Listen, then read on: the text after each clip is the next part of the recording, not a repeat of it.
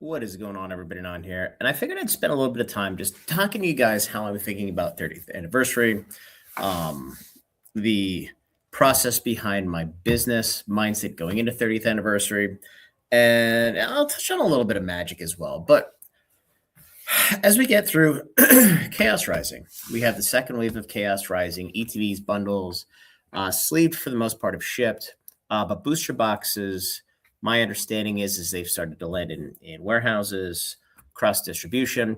They should be shipping next week. So we'll get those cleared out. We'll do the normal stuff. Um, Perfect order. Wave 2 booster boxes right now are tentative for July, which tells me that they are desperately trying to uh, support the price of that product by keeping a shortage of the product on the market. Obviously, you don't need that for Chaos Rising. The packs are getting ripped like crazy. The Gringe SIR is selling extremely well, but not so much the case for Perfect Order. That being said, as we get into Pitch Black, the Mega Darkrai, again in Japanese, is still selling for like $450, which is absolutely insane. So that said, it's going to zoom. And then we get to 30th anniversary. And when I look at the overall Pokemon market, and I've talked to you guys about where I think the opportunity is, now I'm going to talk to you guys where I think the opportunity is not. And that's not to say that this is not sound to hold these products, but the upside, in my opinion, is limited. So I am strongly considering starting to sell this stuff, especially stuff that's already turned to gold. As a business, I don't need to turn gold into more gold. I need to turn cash and items into gold, back into cash, into more cash, and just continue to buy a product, sell a product at a higher price than what I bought it for. And obviously, in this market with distribution access, it's not the hardest thing in the world as long as you keep liquidity within the business and you allow yourself opportunity. So, in my view, the 30th anniversary set, everybody's losing their mind for it. Now you'll have some jerk offs on the internet who are like, oh, it's mid. I don't like the colors or this and that. Every miserable motherfucker on the planet comes out and they like to shit on a set. But when Ascended came out, it was certainly a positive reception, but there were a lot of folks that they didn't like the chase. It was kind of ho-hum. You had Gengar, you had the two different Pikachus that nobody really knew what to think of. And now obviously people love it. It's a home run. It's getting shredded like crazy. The packs are $14.50, almost $15. All of the products have shipped from distribution now. I think the second wave of the EX boxes started shipping last week, potentially through this week, except for the booster bundles. Wave 2 booster bundles we don't have quite yet. But if you look at 30th anniversary, there isn't a single message board in the world, as far as I can tell, where people aren't absolutely jacked to the tits to see this set, to coin a phrase. Again, you'll have your normal Timmy, this sucks, blah, blah, blah. They're just fucking miserable human being, right? But everybody thinks 30th anniversary is an absolute home run, whether it's the base set, it's the 30 reprints, it's all these futuristic green, red, purple foils. It's the one of 10,000 chase cards that they haven't spoiled yet. It's the God packs that they haven't spoiled yet. The set is going to be an absolute fucking banger. And in addition, if I'm Pokemon, I'm looking at how amazing of a set it's going to be, just based on the spoils and what I know that hasn't been spoiled. By the way, Nidorino is going to be the ETB promo. If you didn't pick that up from my prior videos, has not been released as far as I know yet, but just saying.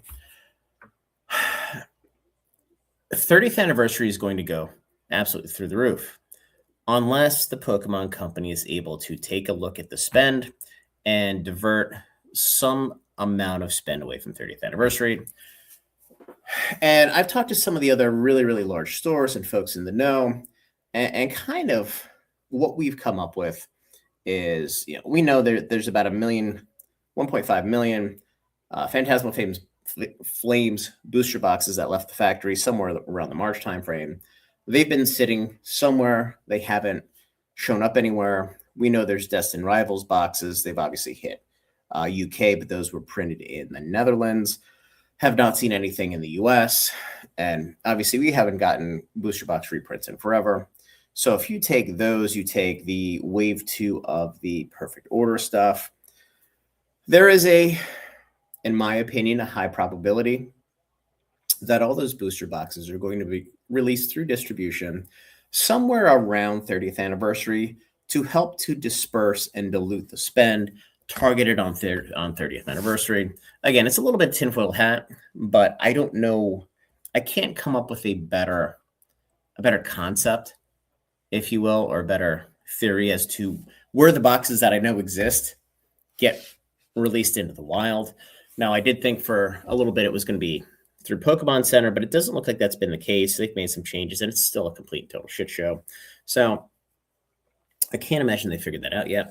But that being said, with 30th anniversary, you're going to have a ton of product coming to market at distribution price. And if there's nothing else, the ETBs are going to be $200 plus at release.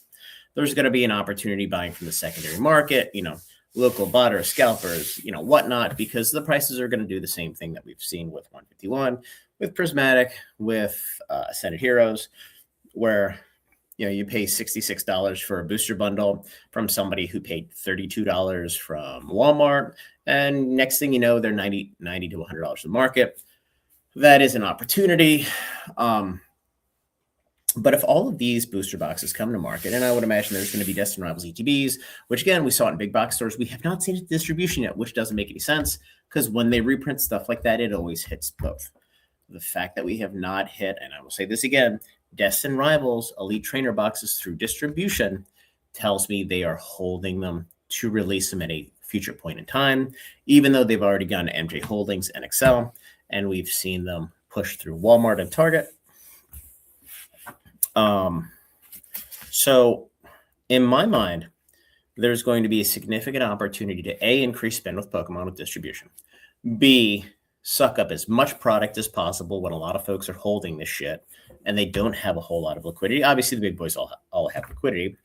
And C, once folks get tied up in 30th anniversary, we're going to start to go to the holidays. And, we saw what happened last year where people lose interest, they spend money elsewhere.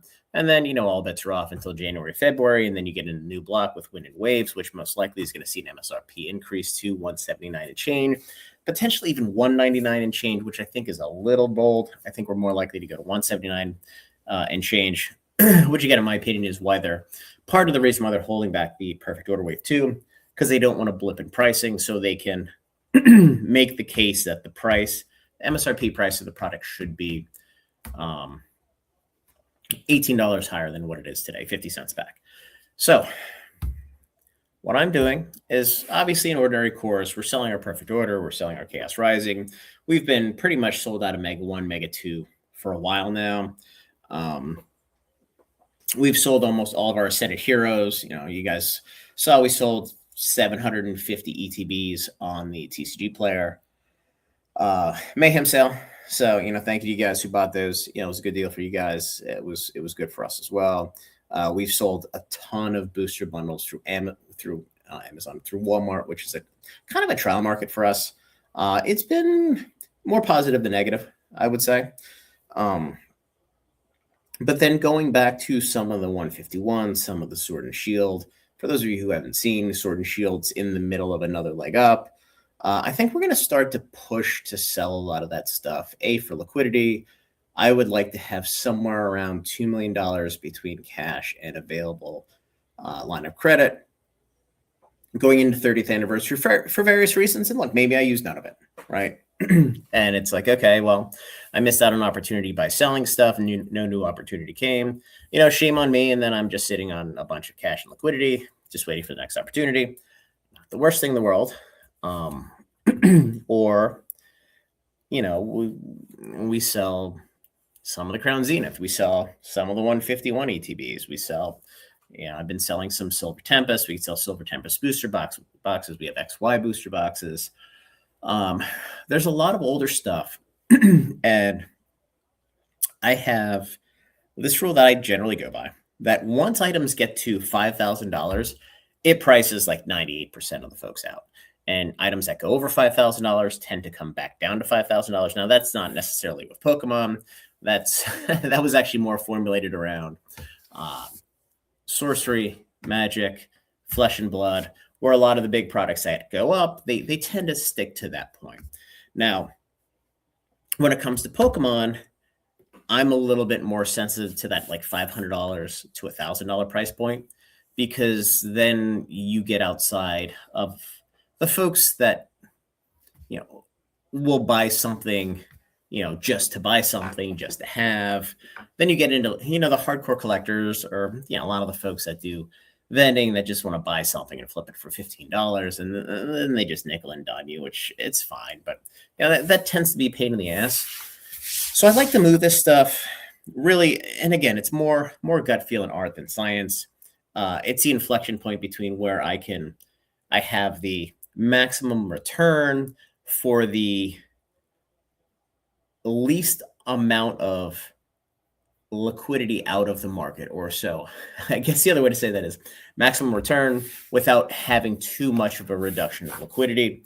And in a lot of these items, like, we're sitting on 3 sealed displays of 151 booster bundles. I mean, those things are selling for like, I don't know, 20 grand, 17 grand, something stupid, right? I'm not sure how I'm going to move those easily. That may be a Probstein thing where they have to sell it 7 times before somebody finally pays. I don't know if the eBay new sale comes in or not, or the new process comes in where the folks have to pay for it. I don't know how you force that. But there's some other stuff. We have 100 booster boxes of Silver Tempest. We have a bunch of ETB cases. I mean, shit, we still have like 60 ETB cases of Twilight from the restock. About the same of Searching Sparks. Those are getting to the point where they're starting to get interesting, and profitable from the 70, 75, 85 per box that we paid back then. So that's my mindset. It's really taking advantage of the upswing. If we miss out on upside for the luxury of liquidity, in my mind, as a business, that is a more than reasonable trade-off. In fact, I kind of think it's fantastic. And then, again, I want to have max liquidity going into the 30th anniversary. I also want to have maximum liquidity going into Win in Waves 1. Now, obviously, that's probably going to be the March set, because it looks like the November set is going to be Emerald Storm, whatever it is, Rayquaza set, because base sets tend to be a little soft. So, again, in the game of allocation, you want to buy as much junk as you can. And I use that junk term very loosely, because a lot of stores don't buy it. Just like with Marvel, we're buying about 1,200 beginner boxes that will run through the Roku. We'll sell singles, and we'll lose a couple bucks each. And it's not a whole lot of dollars, but nobody else is buying them. People are rejecting the product, and it gives us a little bit of an advantage. Moving on to Magic, I just want to touch on that for a quick second. I am not a believer that they are choking off the market on purpose. They are a bunch of dirty whores that would slit their own mother's throat for a nickel. That is a metaphor. I am not being serious. That being said, I think they do have some supply chain issues that are substantial. And as such, holding play boxes in some of these SKUs through release seems to be the right move. We saw with Strixhaven, we didn't get a large second wave of play boxes. We didn't get a second wave of Commander decks. Now, the Commander decks, quite honestly, should be $300. They're still $190 because people are dumping them like crazy, but there's only 140 on the market. The play boxes are 145, 140, 145, and everything is swinging up. So if the market continues to stay choked out, and again, the last time they did this with Final Fantasy, I think it was an accident. I don't think they did it on purpose. The Final Fantasy play boxes could potentially outperform any of these new Pokemon items if you're buying them right around market at release. So, I'm also keeping my eyes peeled on those. And look, they could always fix their problem and dump product on distribution, and you get smoked for 3 or 4 months where you're just sitting on product. But again, that's where having a large pile of liquidity comes into play, because then you don't need the cash to pay bills. You don't have to fire sell things for any reason whatsoever. And again, that's why in my mind now is the time to push hard to increase liquidity. You may give up some gains in the future, but the potential benefit, if I think what happens in other very sizable stores, much larger than me, think what's going to happen happens, it's going to pay dividends. So anyway, guys, just wanted to talk about that. I just got the booster pack here for Senate Heroes in the background. I would have gone to Poke Beach for 30th anniversary just to push buttons without the ad blocker, but whatever. So anyway, guys, have a good night. Like the video, subscribe, join the Discord. Talk tomorrow.